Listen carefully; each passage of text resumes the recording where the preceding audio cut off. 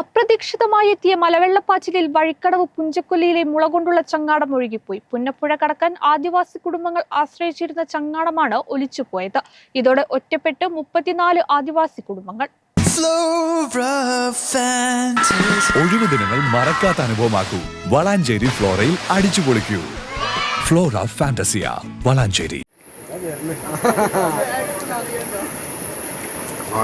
വള്ളം കൂടിയാണ്.